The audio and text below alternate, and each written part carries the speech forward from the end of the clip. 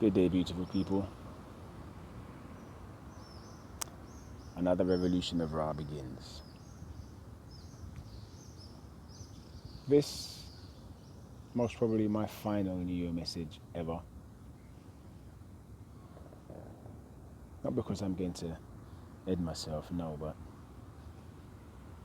I've been at the point for a very long duration where I find speaking tedious. When you're a being like myself and you have lived in contemplation and a meditative silence internally your whole life, the use of the mouth and the tongue to speak is a very tedious thing indeed. I've only kept communicating with you all because of necessity.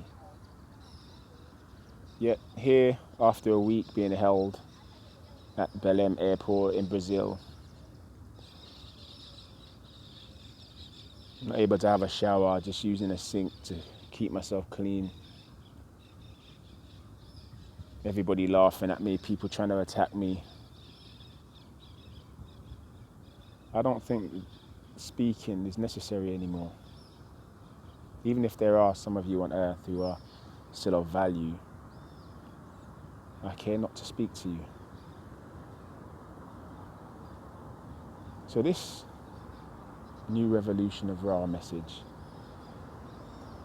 is to let you see a few things I see. In an earlier video blog years ago, I let you know that I knew I was the king growing up, but I'd ask myself, what does it mean to be the king? Because everybody treated me like a cunt. Everyone lied to me, everyone stole from me, everyone just did all they could to make sure my life was as bad as it could be. They never wanted me to have anything, my whole life. People have been trying to kill me every day of my life. You have no idea what that's like. You have murder squads coming to kill you on the street, and as you defend yourself, people laugh at you. You have police murder squads trying to kill you on the streets, and as you defend yourself, people laugh at you. He deserves it. He must have done something wrong.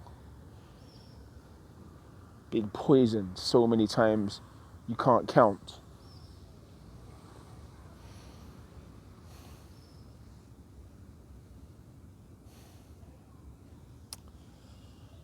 And all the while, all you do is try to save every living thing.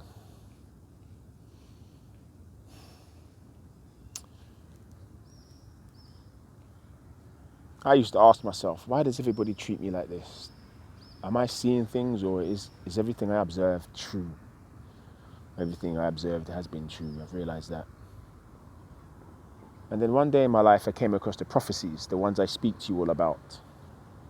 And I then began asking myself, why would the Creator and the first angel give you these prophecies so that you knew who I was when I came, and you'd hide who I am from me, so I've never been told the truth of myself by anyone? And you try to kill me every day of my life because from the prophecies you would know who I am when I arrived. And I kept asking myself, why would they do this? Why would they sell me down a river to be destroyed by all you miscreant bastards on earth? Anyway, in today's meditation, after I woke this morning in fury, wanted to kill everything as I do every morning now, I just wanted to kill you all. But then after I meditate, I remember there are some who should live, and I get back to my silent center. And as a side piece, you know, I have been furious since I was in the womb, and you have tried to kill me every day of my life. You have no knowledge. You have no ability to conceive the extent of my fury. My fury begins from here, where you can see, and goes out beyond the nameless into pure and utter destruction, because I am the being that when I leave this vessel, this blessed vessel that I have lived in my life, I am the utter and total destruction of you all who are going to die. And it is just fury. Think upon that for a second, you little bastards. So this morning's meditation, as I sat contemplating how the prophecies by our Creator, Kal-El, and the first angel came to be, and why they came to be, it hit me. Our Father, Kal-El, the Creator, being all merciful and all loving, because He loves you. Because none of you are created to be the miscreants you are.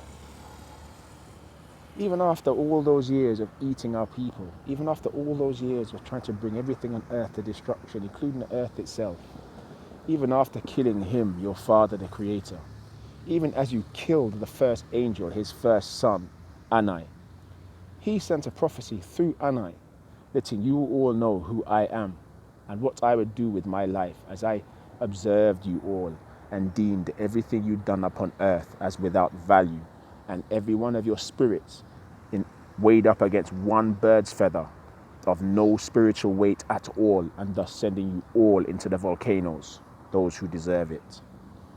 Even as He wrote the prophecy, letting you all know who I am and what I would do, as you killed Him, He was doing so to provide you with a choice. Because everything about overcoming or surrendering is choice. The surrenderers are the maladapted miscreants. The overcomers are the ones who live with fire and the Spirit. So even as Anai was being killed by the Jews and the Slavs and the few traitors at that moment, because more traitors since, but then it was only very few, He was writing the prophecy so that when I arrived, even after everything you'd done, you still had a way out. You still had a way to salvation. He gave you a choice. When I, the last angel who was ever going to be, came to earth and exhibited the purple plasma, letting you all know that I exhibit the love of creation for you all. And I've been exhibiting the purple plasma since before I was 1 year old. And you began trying to kill me with your Aikido, trying to shut down my nervous system so that I wouldn't exhibit my purple plasma my whole life because of it. Yet, He gave you a choice. He let you know that I, being born as the angel of death, becoming the angel of creation, exhibiting the love of the Creator on earth, He who would become utter destruction for those who deserve it, is coming. And when He came, i.e. when I arrived, all you had to do was love me because you knew who I am. All you had to do was be my friend because you knew who I am. All you had to do was make sure I had the best life possible. And you did nothing of the sort. You tried to kill me every day of my life. You have lied to me. You have withheld who I am from me. You have surrounded me in a land, the UK, in pure falsehoods.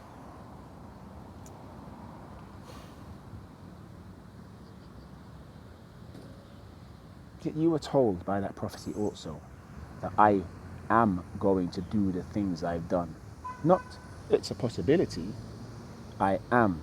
So let's take a look at this clearly and logically. The final angel who will become your destruction is arriving. He is going to do these things. And via these things, if you continue upon your path that you are on, He is going to find all of you of no value against the weight of one feather of a bird. If you continue down the road you're on, you were told. So if you didn't continue on the road you were on when I was born, if you didn't throw me in the fire and try to burn me alive, if you just loved me, right now, I'd be looking at you as friends. I'd be looking at you as people to be saved, because I've given my whole life in research to save humanity and all living things. Yet, as I look back through life, I only see miscreants who are going to burn. And although the vessel is a limiter to the spiritual strength, when I leave my vessel, the utter destruction that I am is going to make sure the prophecies are nothing compared to what I am going to bring to you. I know nothing of myself, truly, outside of the universe. And as a result, when I leave my vessel and it's time for you to be destroyed, I'm going to put all of you who are deserving of ultimate death on hold. And here's what hold is going to look like. I am going to take the suns of 1 billion universes, because there is only one, but I'm going to multiply it by 1 billion. And I'm going to take every star of the one universe that's been multiplied by 1 billion and multiply the heat of each. And that is going to be the heat I hold you in while I go off and learn of my true strength, my true spirit, my true soul. It could take me 1,000,000,000,000 years or longer. You are going to hold in that heat. You know those explosion drawings when you blow out things? I'm going to explode your bodies like that. Every cell in your body. You're going to be walking explosion drawing as you sit in that heat for as long as it takes me to learn of myself. And all of you miscreant bastards who have been raping and killing, you are going to rape each other over and over and over and over. Now all you who are supposed to look after my soulmate, because she is one who should never have been touched, you are told, as soon as the angel arrives, you look after his soulmate. But you sold my soulmate into sexual slavery. So even my soulmate tried to kill me when I met her. And now she's dead too, to me. For those of you who were supposed to protect her, and for those of you throughout all the ages who created the coordinated plan that destroyed her, you are going to be at the bottom of that pile in that place of holding. And while they rape each other, you will rape no one, but everyone will rape you. And that fire will burn you. And you will be an explosion drawing, every cell open, getting burned in the most deepest core of your body. Because you will have no spirit in that space, just a physical self. And as I go away, no matter how many trillions of years it takes to learn of myself, that is where you will wait your judgment for when I arrive back. And when I arrive back, given that I am he of utter destruction, then your true pain begins. And then I will get the Father and the first angel to assist me. And I am the only one who can make this decision. The Father is not going to tell me anything. The first angel, my older brother, is not going to tell me anything. They now listen to me. Although I may listen to them if I care to, but I do not in this sense. So, in this new revolution of Ra, to everyone, I say, more fire to you all. Because for those who are living with the spirit and who are going to end these miscreants so I can begin the destruction when I leave this vessel, more fire to you means grow your spirit and become stronger. But more fire to those who are going to burn, you can guess where more fire means, don't it? So you are all given an opportunity, even in the final moments after 40-odd thousand years of killing, to make a choice to look after me and keep me safe. Look after my soulmate and keep her safe. And you chose to do the opposite. Even now you choose to keep me against my will, keep me illegally in an airport, not allowing me to travel back to the land I now live in. Because you're still trying to kill me, you're still trying to poison me, you still have the police here trying to arrest me. But they've all realized I no longer give a shit. I'm just saying, come.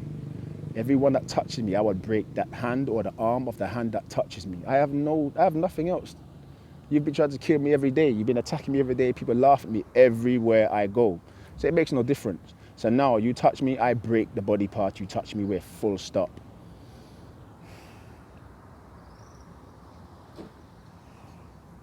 But know this, your end is assured.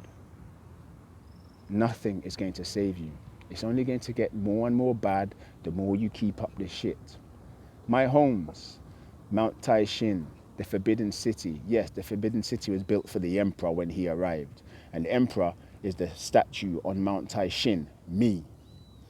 Catherine Medici, she built the Louvre for me because my emblem, he of great becoming, is all over the Louvre. She put my life journey all over the Louvre so you would know it was my building when I arrived. And she built it for me so that when I finished this and those who are to live lived, you gave me a home that I could isolate myself if I wanted to away from all of you. Because as far as she was concerned, it's not happening that he goes through all this to save us and has no space of his own.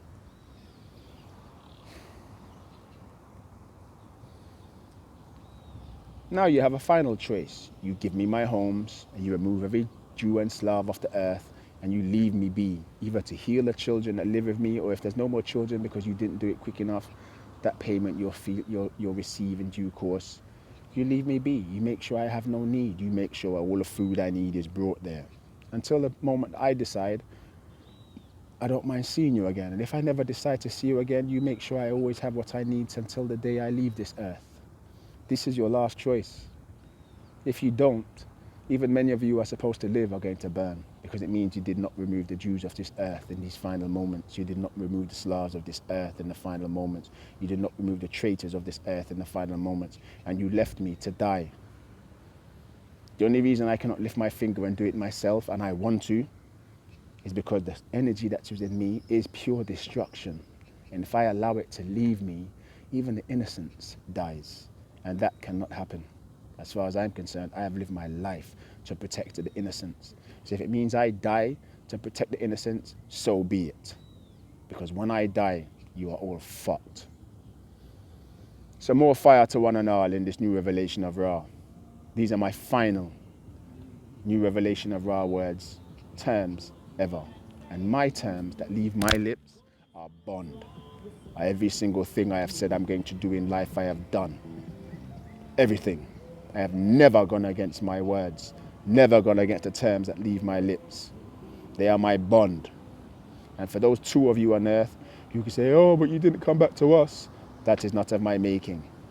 The instances that came back to you to fulfill my bond to you, those who orchestrate my life and have been watching me my whole life made sure I could not continue and fulfill my bond. So to you two, bygones, you can hate me all you like. That is no business of mine. I have enough hate around me to be worrying about you two idiots. More fire to one and all.